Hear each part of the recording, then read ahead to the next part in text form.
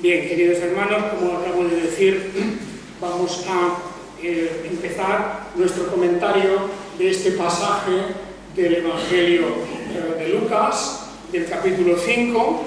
Es un pasaje que da la coincidencia de que el domingo pasado nuestro hermano Eugenio, que estaba aquí para sustituirme, él también predicó de uno de los, por lo menos de un versículo, no sé si fue de todo un pasaje, pero del Evangelio de Marcos, de unas palabras de Jesús que aparecen en esta historia.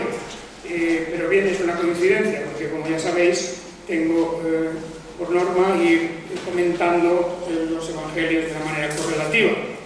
Así que vamos hoy a hablar otra vez de esta historia de la curación que el Señor Jesús realiza a un paralítico, a un hombre paralítico, y eso está dentro de toda esta parte del Evangelio en donde se describen varios milagros, varias obras del Señor de curación, ¿verdad? Después de aquel episodio de la tentación de Jesús y después de que él había predicado en las sinagogas de Nazaret y en la sinagoga de Cafarnaúm, viene una sección que ya comienza en el capítulo 4, donde el Señor realiza muchas curaciones. De manera que la historia del paralítico sanado, es una historia que se engloba en esta sección de los que el Señor sanó en este momento de su ministerio, y algunos de ellos muy notorios porque eran cuando los espíritus malignos se remueven y salen como gritando y chillando. Lo vemos al final del capítulo 4, tú eres el Hijo de Dios, y Jesús no admite, además, ese reconocimiento de parte de ellos, les manda callar. Pero así continúan esas curaciones, o también milagros diversos. Tenemos la pesca milagrosa al principio del capítulo 5, y luego a continuación vimos la curación de aquel leproso. Y hoy vamos a hablar de este caso, de este paralítico sanado. Pero antes de llegar al momento de la curación del paralítico, hemos de darnos cuenta de lo que está ocurriendo. Y es que mientras el Señor estaba enseñando, porque esta era su labor principal en ese momento, no había venido a estar todos los días haciendo curaciones, pero sí todos los días, de una manera o de otra, estaba enseñando. Y en esta ocasión, efectivamente, nos dice el texto que Jesús está enseñando y que allí, en presencia suya, había un grupo de fariseos y doctores de la ley que habían llegado de todas las aldeas de Galilea y de Judea y de Jerusalén. Y el poder del Señor estaba sobre Jesús para sanar, precisamente. Ese era un momento en que el Señor iba a realizar curaciones. Pero fijémonos en una parte de la audiencia, porque el Evangelio de Lucas señala que estaban allí los fariseos y los doctores de la ley. Naturalmente, ya sabemos que estos no eran precisamente los más entusiastas seguidores, a todo lo contrario, eran enemigos. Los enemigos de Jesús están representados, en cuanto a los seres humanos, por este grupo de gentes de una de las corrientes, o de las, podríamos llamar casi sectas, dentro del judaísmo, que eran los fariseos. Y ellos estaban aquí acompañados de los grandes intérpretes de la ley.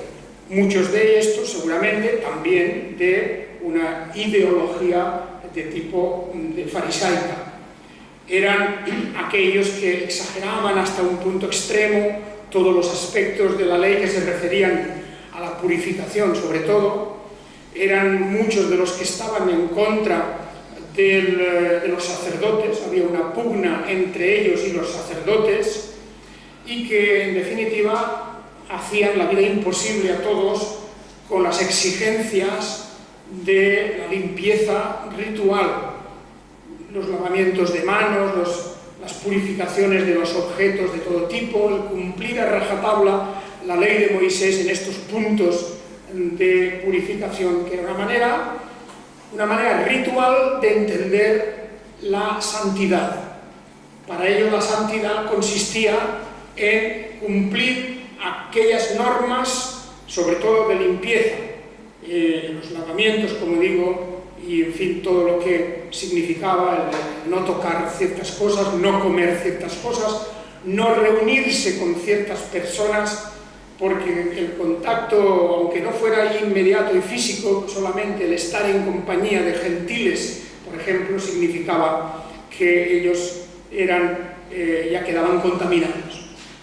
Bueno, esto es interesante de recordarlo, porque en todo este episodio lo que no se nos puede pasar por alto es la presencia de estos hombres, y que vemos aquí un contraste enorme entre lo que ellos representaban, lo que a ellos les interesaba, que acabo de decir, y lo que el Señor Jesús viene a hacer, y cómo lo hace. Y cuando ponemos una cosa frente a otra, aquí tenemos una enseñanza importante, que ciertamente es una enseñanza que por una parte confirma el poder de Jesús y también el amor y misericordia del Señor frente a una persona que está sufriendo, que está pasando no solamente un momento, sino su vida entera, porque llevaba casi toda su vida de esta forma, paralítico. Y por otro lado, pues vemos que había junto a él unos amigos, unas amistades que le están acompañando para ayudarle, para presentarlo a Jesús. Como Jesús ya había realizado otras curaciones y la fama de él, los rumores y las noticias sobre este maestro que había aparecido hacía poco, pues se estaban esparciendo por toda Judea y Galilea, ya vemos aquí que se recongregaban multitudes, gente que venía de muchos lados, unos por escucharlo, otros por ver si podían contemplar una cosa tan extraordinaria como una curación hecha en público. Y esto es lo que nos hace comprender que estando Jesús en aquellos días, que no nos dice Lucas con precisión en qué momento, después de los últimos acontecimientos que habían ocurrido, por ejemplo, de la curación del leproso, no sabemos cuántos días o cuántas semanas habían, y dice, fijaos de una manera muy genérica, dice, en uno de aquellos días aconteció, el que estaba enseñando, y allí estaban para escuchar y para criticar y condenar estos fariseos y doctores de la ley.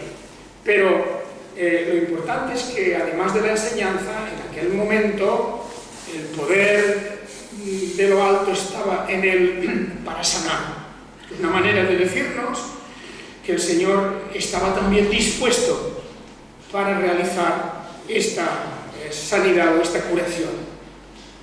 Pues acontece en aquel momento que unos hombres llevaban, pues, en unas parihuelas o en un tipo de camilla o algo, un catre como aquí se lo menciona, un lecho ligero, ¿verdad? Recostado a este hombre paralítico. Y bueno, él estaba en una casa, la multitud se había congregado alrededor, era muy difícil llegar hasta allí, nadie quería apartarse. Total, que consiguen, como se nos dice aquí, que subir a la azotea y por ella lo descolgaron hasta ponerlo en medio de la sala o de la habitación donde estaba Jesús.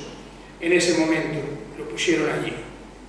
Muy bien, eso significa que indudablemente estos hombres pues tenían una gran confianza, fe también. Aquí se nos habla de fe, la palabra fe y confianza tienen similares, pero tenían de lo que habían oído, de las noticias que les habían llegado, porque no hay ninguna referencia que ellos hubieran convivido con Jesús, ni que siquiera hubieran visto o presenciado algún otro milagro. No tenemos, más bien, como otros muchos, habían oído hablar de estas cosas. Y solamente por la palabra, por la fama que Jesús ya tenía y cómo se estaba esparciendo, pues fueron capaces de llegar hasta la casa, llevando a este hombre, a un amigo paralítico, indudablemente, una persona conocida de ellos, lo cual demuestra pues también en estos varones un afecto, un buen corazón, una amistad, todo eso, ¿verdad? Y pues compasión por aquel hombre paralítico, y veían en esta presencia de Jesús, en esa zona, en esa región, la posibilidad de que este hombre se curase también. Bueno, y allí pues que lo descolgaron y lo pusieron en la presencia del Señor Jesús. Tenemos entonces este versículo 20, donde Jesús, dice el texto literalmente, viendo la fe de ellos, dijo: hombre, tus pecados te son perdonados. El pasaje a donde apunta realmente es a la frase: tus pecados te son perdonados. Esto es lo importante de todo esto, más que la curación misma. Porque el hecho de la curación no habría despertado en los fariseos y en los doctores de la ley, cuidado que estos son los grandes testigos, los grandes testigos de este suceso, pues no habría despertado sus críticas y sus condenaciones. Pero Jesús no se limitó a curar, a sanar, sino que el Señor mismo pronuncia en primer lugar unas palabras que no tienen nada que ver con la curación. Es curioso, ¿verdad? Porque depositan al hombre desde el techo, lo depositan a sus pies y seguramente pensaban todos: ahora dirá, hombre, levántate, o yo te sano, toma tu lecho y anda, como en otros casos.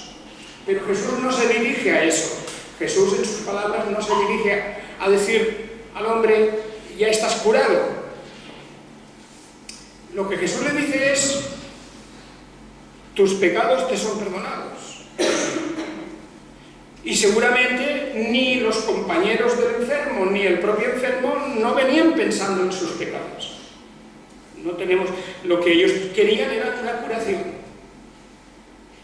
Pero el verdadero mal, la verdadera desgracia de aquel hombre no era la parálisis a los ojos del Señor Jesús.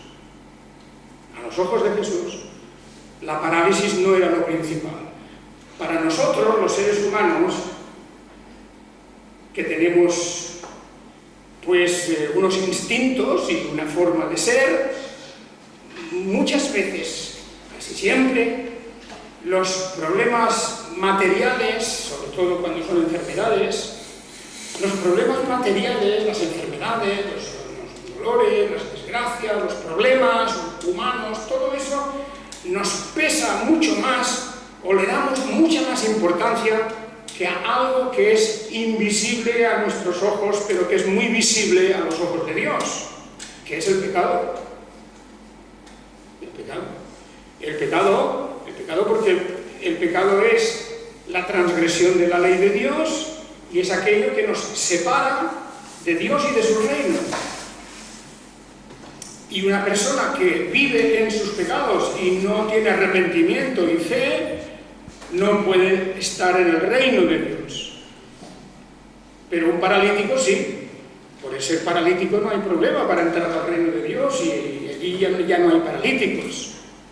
De manera que, aunque estos hombres estaban preocupados y se afanaban por conseguir la curación física del cuerpo de una enfermedad de este amigo, Jesús no se deja arrastrar o llevar por esa cuestión, por muy importante que sea. No quiero reducir la importancia y la desgracia de la parálisis, claro está, que no intento hacer eso, pero a los ojos de Jesús eso no era lo primero, lo primordial no era la parálisis, eso sería la cuestión segunda.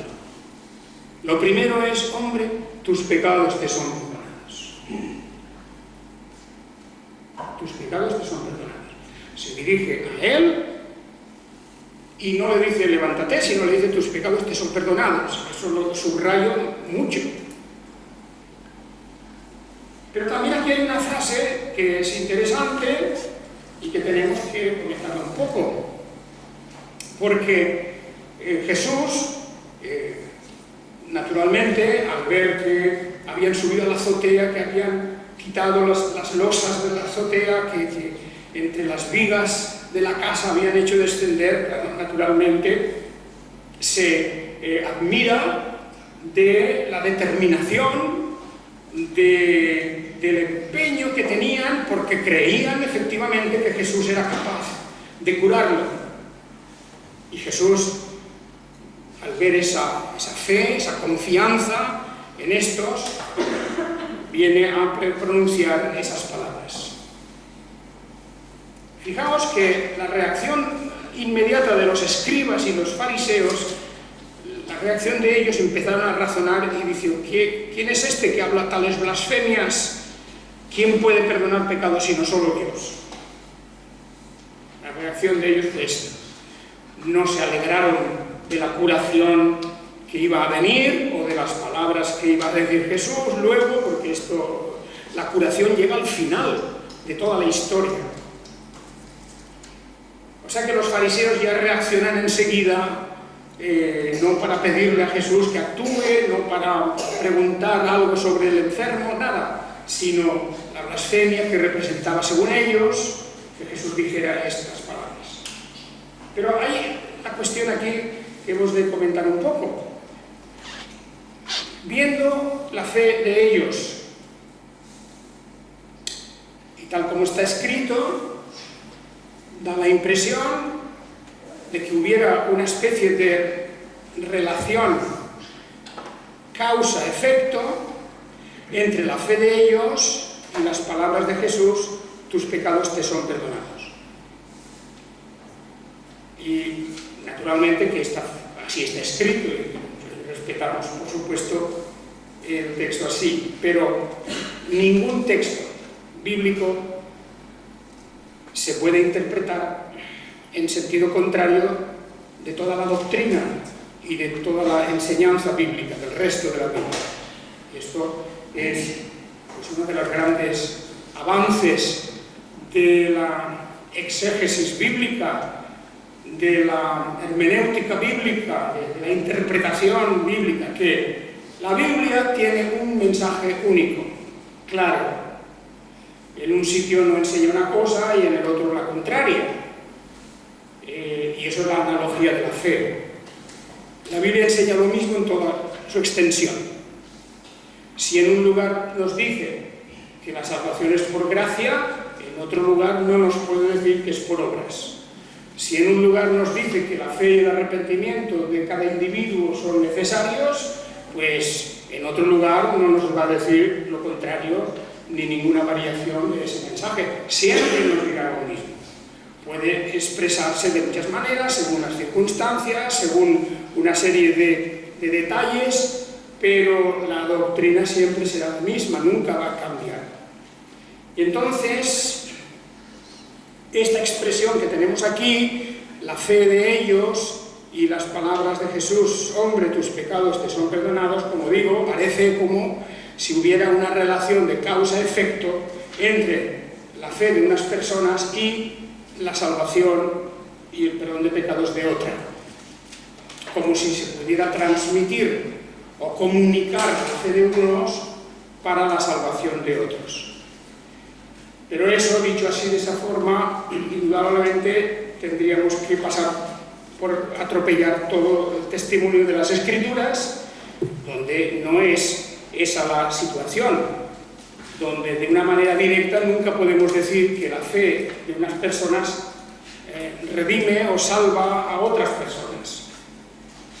Lo que sí es cierto, y hemos de decir, es que la fe de una persona puede beneficiar a otra persona. Eso sí, puede beneficiarla. Por ejemplo, la fe de los padres beneficia a los hijos, o puede beneficiar a los hijos.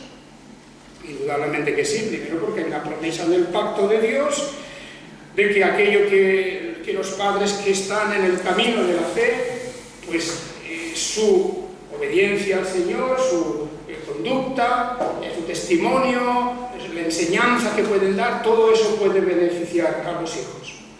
O también, otros casos, y aquí tengo un comentario de Juan Calvino sobre este tema, pues otros casos diversos, por ejemplo, la fe de Abraham.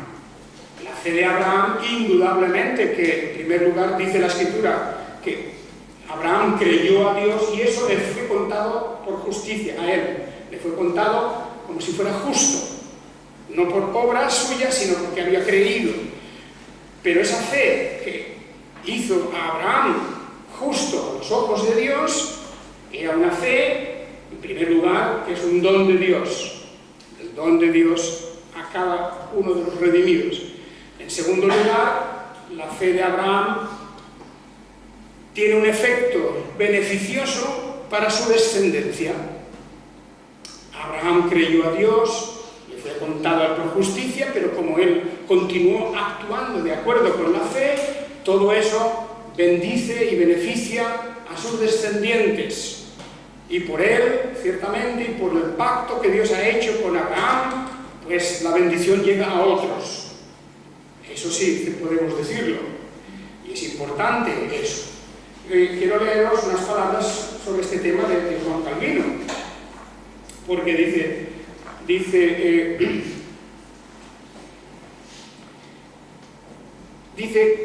como Cristo concedió a su fe el beneficio que Él le iba a dar al paralítico, uno se pregunta muchas veces en este lugar hasta dónde la fe personal de uno puede prevalecer, puede tener un poder, tiene una fuerza.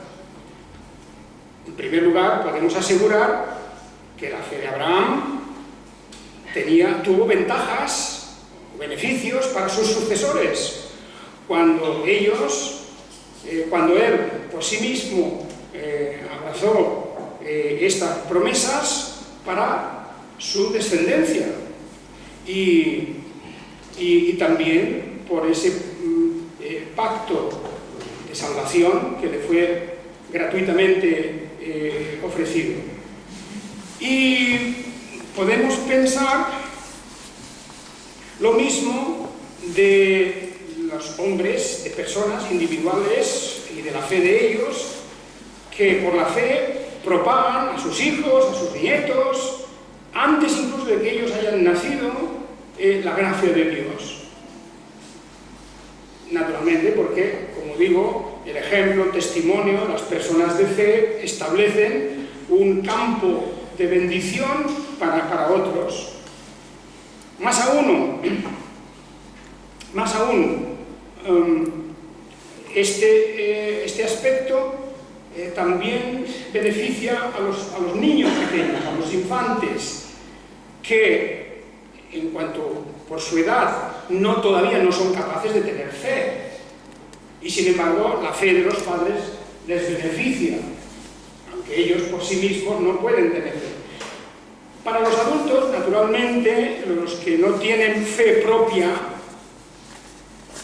tanto si estamos hablando de los extraños o incluso de parientes consanguíneos o parientes de sangre. Dice, la fe de otro solamente llega a beneficiarnos en cuanto solamente puede serles de beneficio por lo que se refiere a la vida eterna, porque las oraciones, se refiere a eso, las oraciones no son o sea, no están desprovistas de influencia, por las cuales podemos pedir a Dios de que Él pueda volver a los incrédulos al arrepentimiento, y podemos reconocer que nuestra fe les ayuda solamente en cuanto que ellos no alcanzarán la vida eterna hasta que ellos tengan también la comunión con la misma fe.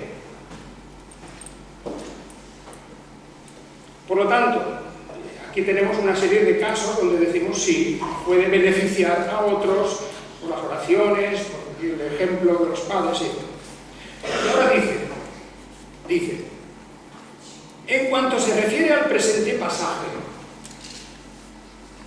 aunque Cristo aparece aquí como conmovido por la fe de los otros, el paralítico no podría haber obtenido el perdón de los pecados a menos que él tuviera su propia fe. Naturalmente, eso es evidente que eso es así. La fe de los amigos pues está muy bien en cuanto a que le benefició a él porque lo llevaron. Y también hemos de decir una cosa, la fe, que he dicho ya, es lo mismo que la palabra confianza. Esta fe en los amigos, ellos no iban buscando el perdón de los pecados, no era esa la cuestión que ellos iban buscando la curación. Y ya he dicho, Jesús pasa por encima un poco de eso, como diciendo, eso no es lo primero. El problema de este hombre, como el problema de toda la humanidad, no es su enfermedad, es el pecado. Tus pecados te son perdonados. Porque Jesús estaba ciertamente conmovido, admirado de aquel entusiasmo, de aquella fe, de aquella confianza con la que ellos iban a recibir una curación, nada más que una curación. Y se encontraron con el premio gordo, se encontraron con lo grande, con lo que ellos no esperaban, el perdón de los pecados. Y luego, después de decirle eso, Jesús le dirá, ahora, para que sepáis que el Hijo del Hombre tiene potestad en la tierra para perdonar pecados, te digo, levántate y vete a tu casa. Eso, para que sepáis que el Hijo del Hombre tiene potestad en la tierra para perdonar pecados. Eso es lo que importa.